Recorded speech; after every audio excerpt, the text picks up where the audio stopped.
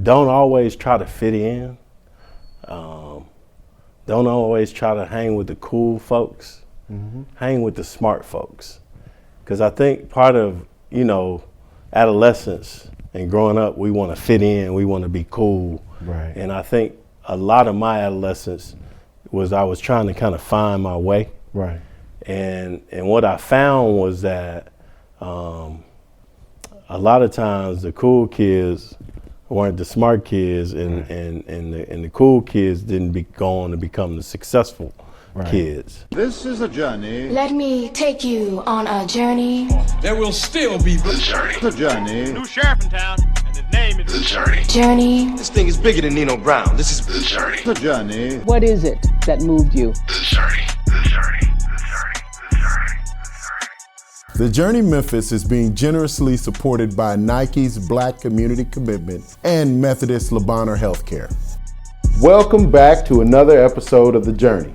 I'm your host, Larry Robinson, and today we got an authentic, real, amazing Memphis icon. But before we go there, we have a quote from the great football coach, Lou Holtz, and it goes a little something like this. Life is 10% what happens to you and 90% of how you respond to it. That to me says that you got life and it's coming at you, but it's not about what happens to you. It's about the response. And this brother has responded exceptionally well. He is not Memphis born, actually Georgia born. Moved around a little bit with his dad, Michigan, all of that. Then they came back to Memphis.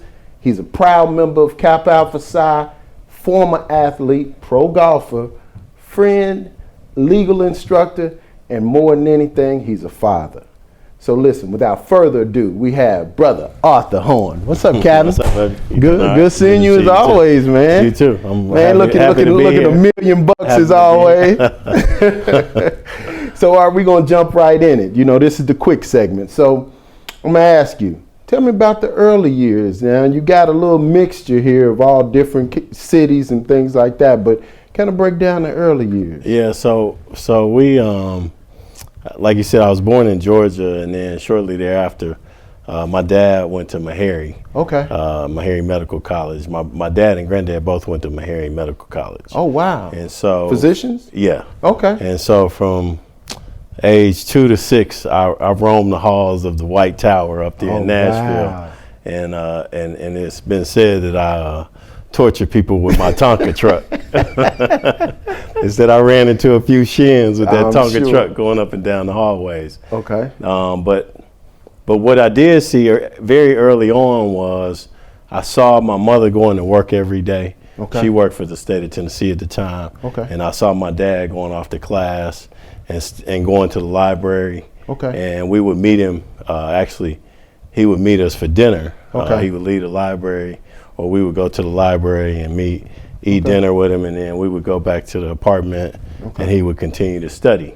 Okay. Well, we gonna get into the story. Okay. But next, I want to ask you, who outside your parents, outside the household, had the biggest impact on young Art? Oh, my grandfather. Really? Yeah. Tell us about your grandfather. Arthur Earl Horne Sr. He was the most influential guy in my life. Okay. He rested soul. He was a great man, great Memphian. Okay. Came from humble beginnings. Went to Tennessee State at the age of 15. Oh, wow. Served his country in the military, and then went on to Meharry Medical College. Scored the highest in the state the year he took the medical boards back in the early 50s. Okay. Started his practice here in Memphis on Beale Street.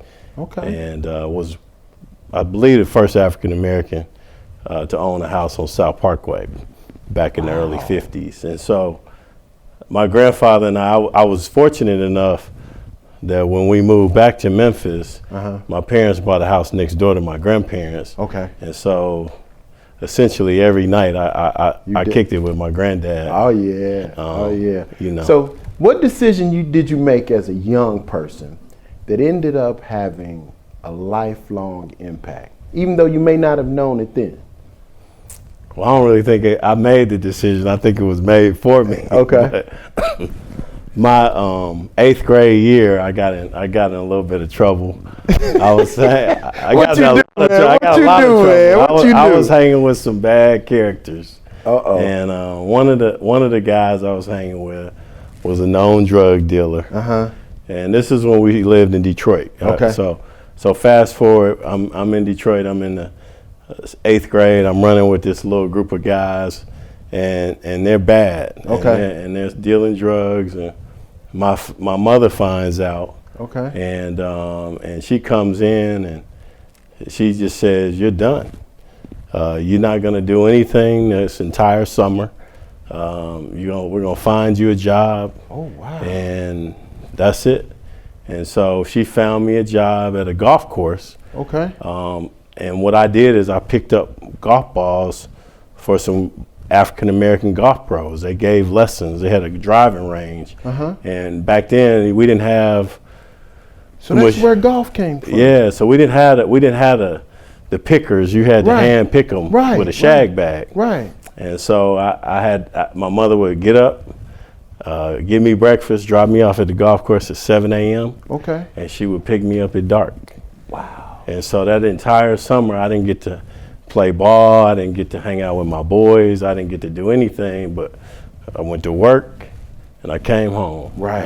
That was just my daily routine. Now my grandfather and dad had got me started playing golf when I was younger. Okay. But I really kind of gravitated to baseball and basketball. Right. But that summer really influenced me, and it changed my life, because coming out of that, I was surrounded by so many successful and positive African American men that I started to see a lot of myself in these men, and I wanted to be like them. Okay. How different are you from the person you dreamed you would be as a kid? I mean, I dreamt that I dreamt that I was going to be Tony Dorsett. We all got that dream. Drew Pearson or Tony Dorsett is who I dreamed I was going to be, but now. But now you're representing those kinds, athletes. I always had this innate ability to kind of get along with all types of different people from all walks of life. And I think that's kind of translated into what I do every day, because I can get along and I can relate to people from my grandfather used to make me recite "If" by Rudyard Kipling. Yeah. He'd say, "If you can walk with kings nor lose the common touch." Right. And so what that meant to me was, you got to be able to walk with the mayor, the president, but you got to have a foot on the other side of the railroad tracks, and you got to be able to talk to your folks and your boys and the people that aren't necessarily royalty. And I read a little something that your granddad also used to quote Vince Lombardi quite a bit. Oh, he did. He did. He did. Yeah, man. He gave me a framed Vince Lombardi quote that I kept in my bedroom from the time I think I was about 10 or 11. Really? Yeah. Wow. Yeah. Wow. Yeah, I mean, he made me learn Invictus. Yeah. He made me learn. So that was easy when you pledged. Yeah. When you pledged, you already knew it. Yeah, he wasn't happy about that. He was an alpha man. Oh, okay. He wasn't too excited about me being a Kappa, but he had to accept it. All right. Quick question. When did you know you were going to be okay? That's a good question. When were you able to look in the mirror and say, I got this. I can do this thing called life? Man, you know what? About 4 years ago. Really? Yeah. Wow. Yeah. So in the second half, we're going to unpack that, because I want to know what happened 4 years ago to let you know. Last question of the segment. When did you, Art Horne, when were you able to look in the mirror and say, I'm a black man? Hold on. Listen, we're going to come right back on the journey when Brother Arthur Horne III is going to share with us when he realized he was a brother. Stay right there. This is The Journey. I'm your host, Larry Robinson, and we'll be back in a second. This is a journey. Let me take you on a journey. Success in life is not a straight line. There are twists and turns in everyone's life, and the more you know about their story, the more you'll understand the process. Kazuki Media Group proudly presents The Journey, a show that features successful black men in Memphis telling their stories of their lives and the ups and downs they've encountered on their ultimate road to success. We believe The Journey will encourage young men and help them see that life is a journey. Watch The Journey, hosted by me, Larry Robinson. Brought to you by the Kazuki Media Group in partnership with the Delta Boulé.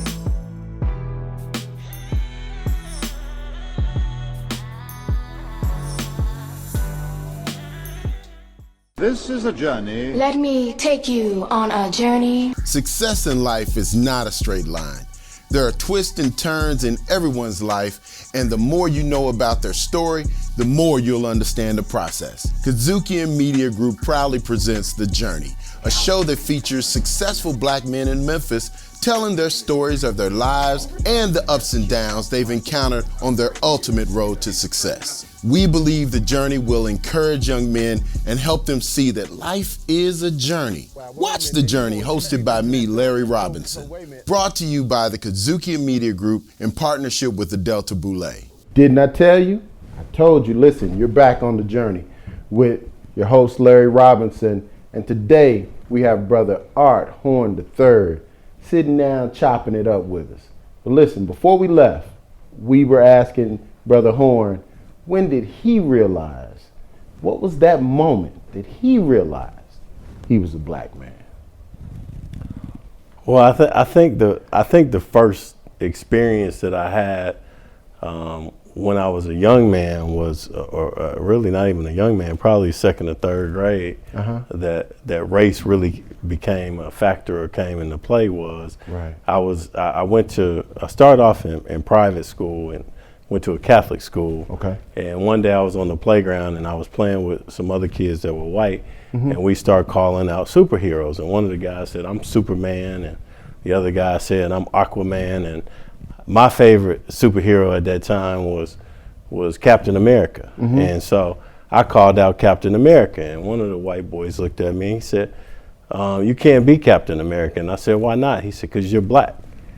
Whoa. And that really impacted me as a child, because he was my favorite superhero. Right. I can't be Captain America. Right. And so it's interesting. I went home that night and I told my parents what happened.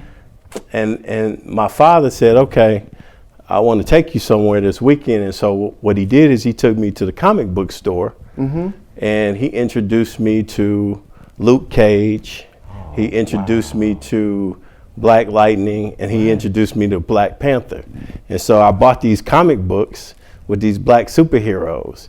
And so that was sort of my first introduction to these African American superheroes. Right. And so I love superheroes. I love Marvel. I love Star Wars. But in my house Are you one of those cats that sit in line and wait in line and everything when there's a new Marvel movie? Absolutely. Star Wars and Marvel. I've got Black Panther over my fireplace, and I've got Lando Calrissian and Darth Vader in my TV room. Oh, yeah. man. So I'm kind of a geek from that perspective. But that was sort of the first time as a child that I really understood,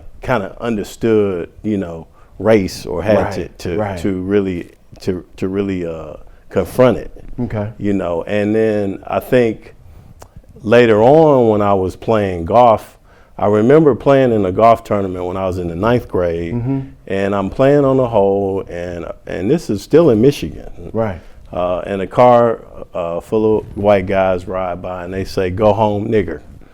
And so, that was, again, I was the only black playing in the golf tournament.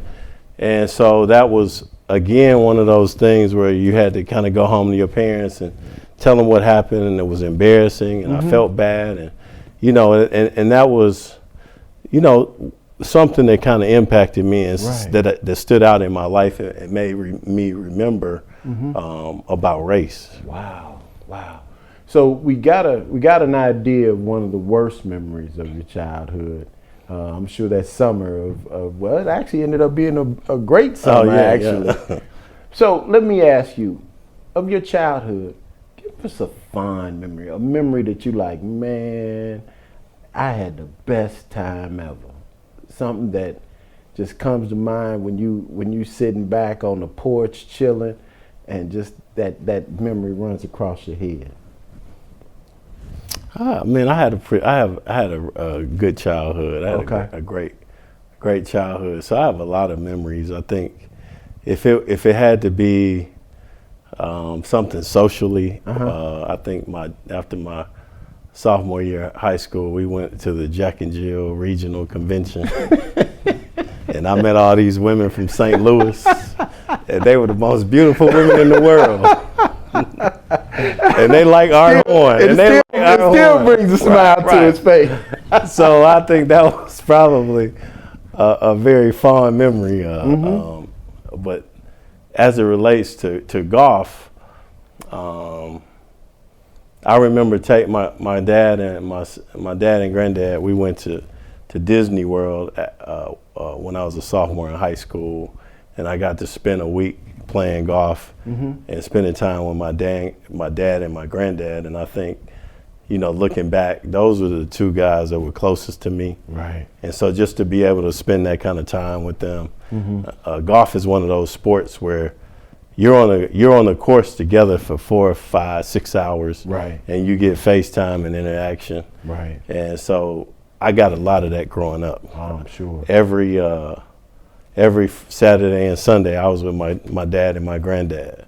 Wow. They called me Baby Doc down at Pine Hill. Oh, yeah? We call it the South Memphis Country Club. But right. We were at Pine Hill every weekend, and we were a mainstay out there. And that's kind of where I learned to really hone my skills, because back then, African Americans weren't allowed to be members of country clubs. Right. And it wasn't until the Shoal Creek incident with Tiger Woods in '91 that the PGA Tour basically came out and said, look, if you don't have a black member at your club, we're not going to allow you to host either amateur events or professional events. And so that's when you really start seeing the change.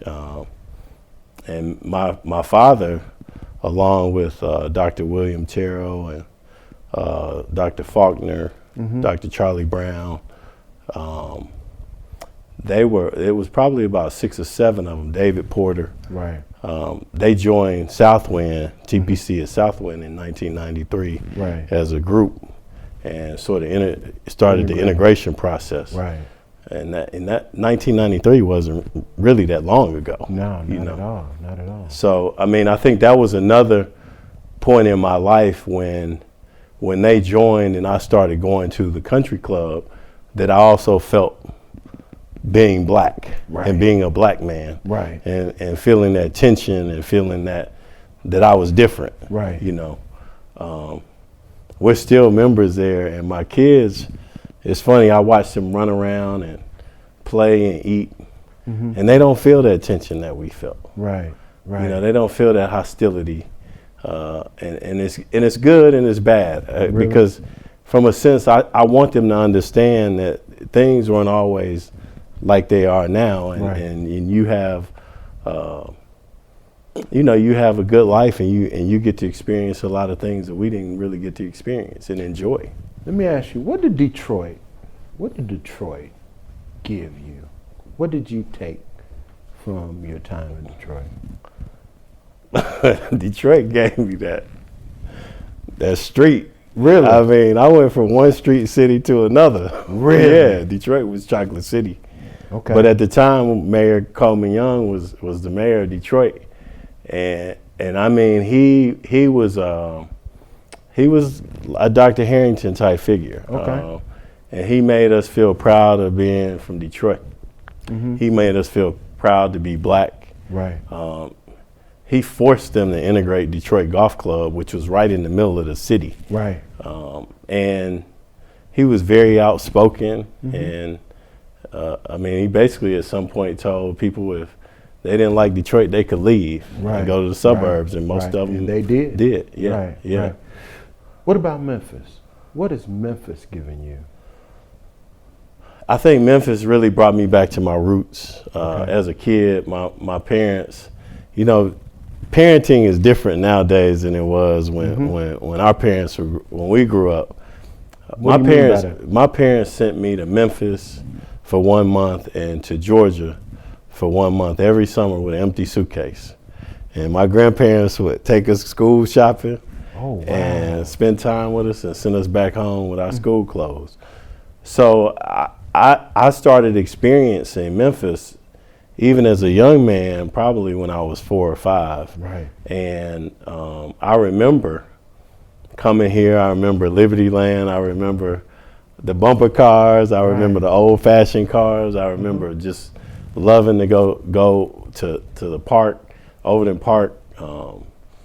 My grandfather got me started playing golf, and we used to go down to Riverside Park and play. And so I just have a lot of fond memories of Memphis as well. My uncle Tony was in the theater and was part of the production at Liberty Land. I remember going and watching him. And so I just had a lot of fond memories. I didn't know that about Tony. Yeah. When we got here, when we moved to Memphis, my wife got involved with the Black Repertory Theater. Yeah. And that's where we met Tony. Yeah. And Tony was just an amazing actor and a tremendous teacher, in fact, in the acting realm. When you talk about coming back to Memphis, what precipitated that transition for you back to Memphis? So after my sophomore year of high school, my grandfather was a physician and my dad was a physician. And my grandfather said, hey, I want you to come back and practice with me. Right. And so when my father came and sat down and presented the idea of moving back to Memphis, in my mind, it was a no-brainer because, one, I thought my grandfather was a billionaire. Right. So I was like, I'm ready. Let's take me out here. Y'all po. I want to go be with granddad. Right. But also, I mean, I think it was just family. It was just community and family and just there's something about Memphis that's just different. I mean, it's just soulful and chocolate and so we moved back that summer and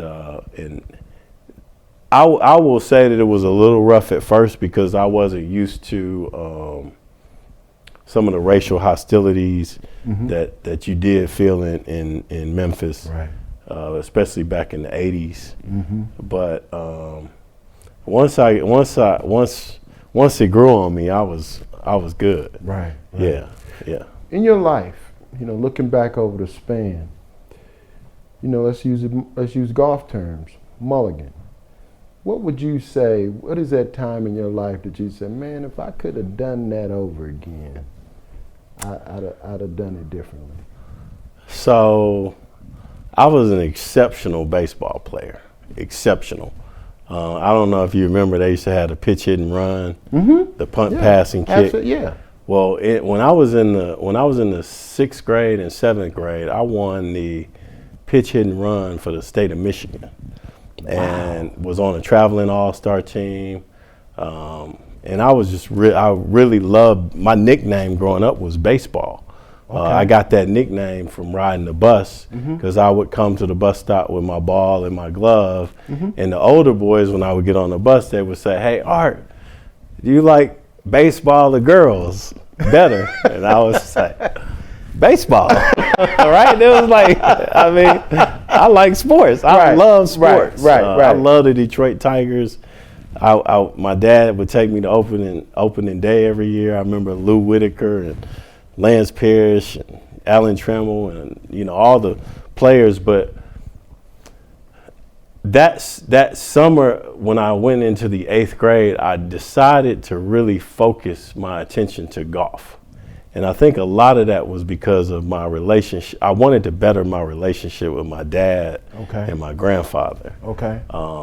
And I really truly believe if I would have continued to play baseball, I think I probably could have played on another level. But I put that down, and I'm not, and I, obviously I'm guessing, Right. But I was a really exceptional baseball player, and I loved it probably just as much as I love the game of golf. Now, you played golf in college. Yeah. How was it playing golf as a black kid in college?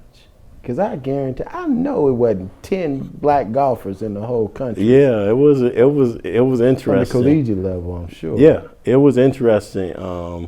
There were a few guys that came before me that didn't make it to Tiger Woods' level, but Right. played in college and played professionally. But I mean, it was good because one, I ended up going to Eastern Michigan, which was close to Detroit. Two, I was so frustrated by the recruiting process because back then we didn't have the internet and social media. Right. So they recruited you out of Memphis? Yeah. Okay. And with the name Arthur Horne III, a lot of the coaches didn't know that I was African American until I would go visit. Okay. And so I went to visit UT, UT Chat. Those were two of my first choices. And what I learned when I went to UT was that a lot of the courses that the team played and practiced on didn't allow African Americans to play there. So they couldn't sign you. Right. So, you know, as a young person, you just want to play the sport. Like you don't want to deal with the politics of it. And so I can remember talking to the coach from Eastern and telling him, look, before we go down this road, I just want you to know I'm black. And dude was like, well, man, that's great. But I don't care. Can you shoot on the bar? Right. That's all I want to know. Right. And so I went there sight unseen. Okay. And ended up going to Eastern, and it was a great experience because one, I really jumped in. Gene Smith at the time was the athletic director. He was African American, and the youngest African American athletic director in the country. Gene was 27. He went on to Ohio State. He went to Iowa State, Kansas, and now he's at Ohio State. He's been to Ohio State for a while. Yeah, and so we developed a really, really close friendship and rapport. So this is what's crazy. I never knew of your relationship with sports. Now I understand why you're a sports agent, because of that connection. Oh, I love sports. yeah. I was either a movie exec right or a sports agent. To this day I'm a sports enthusiast. Oh, You'll catch me at all the Grizzly games. I'm right there on the floor. I love the game. I'm at all the Memphis games. I just love sports. So I grew up in it.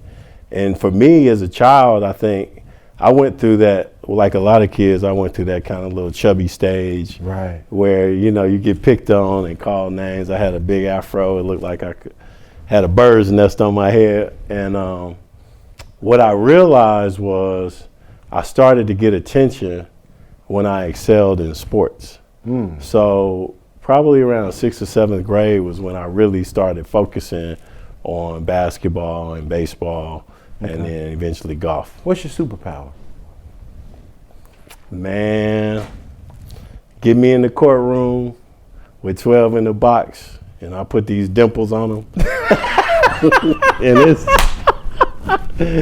on and crack. And I get that verdict that I want most of the time. All right. Yeah. All right. So my mother calls it the dimple defense. the dimple She said, you ain't got nothing else to work with, baby. Just show them them dimples. All right. So let me see. You walk in the room. You're going back to Detroit. There's a kid sitting there eating a bowl of cereal. Kid looks up. You realize it's young Art. What would you say to young Art as Art today? Man, that's a good question. That is a great question. Man, I think I would tell him, don't always try to fit in. Don't always try to hang with the cool folks. Hang with the smart folks. Because I think part of, adolescence and growing up, we want to fit in, we want to be cool. Right. And I think a lot of my adolescence was I was trying to kind of find my way. Right. And what I found was that a lot of times the cool kids weren't the smart kids, and the cool kids didn't go on to become the successful kids. Right. And my dad put it another way: the cool kids end up working for the smart kids. And so when I talk to teenagers and I talk to youth, you know, I always encourage them and tell them there's nothing wrong with being smart. Right. Because the smart people run the world. Right. Right. And I think that is something in our community that we need to really embrace more and really sow into our children, because it's this sort of thing where we're like, you smart, you're a nerd, you ain't cool, like nobody wants to be around you. Right. And I can remember lying to my friends on the basketball team about my grades. I was an A student, and I told them I made C's because I wanted to fit in. Oh, wow. And so I think if I had to talk to young Art, I would say, you know what, it's okay to be smart, and you don't always have to fit in. But as a child, you don't. As a young man, you don't know. You don't know that. Last question, Art. And I want you, it's not even a question, I'd like you to leave the people, the young people in particular, that's watching this, artism. You know, give them the dimples even if you need to. But send that camera right there. I think I gave it to him. I'll say, one, always keep God first. Okay. And have a relationship with God. But I think remember that smart people run the world, and the cool people work for the smart people. Okay. So try to surround yourself with people who are smart and have intellect, because those are the people that'll carry you forward and help you get to where you need to be. Cool. Yep. Life is 10% what happens to you and 90% how you respond to it. And what you've heard today is a brother responding to what life has served up. Listen, I'm your host, Larry Robinson. This has been The Journey, and we want to thank my brother, Art Horne, for coming through and sharing with us and sharing his journey. Yep. I told you we're going to keep bringing them. You just got to keep coming back. Listen, till the next time, Larry Robinson, The Journey on the Kazukian Network. Peace. Thank you to our partners at Nike's Black Community Commitment and Methodist Labanner Healthcare. To hear more incredible stories like this, be sure to download the Kazukian app from the App Store or Google Play, or check out the Journey Memphis podcast on all your major podcast providers. Also, check us out on the Kazukian Network.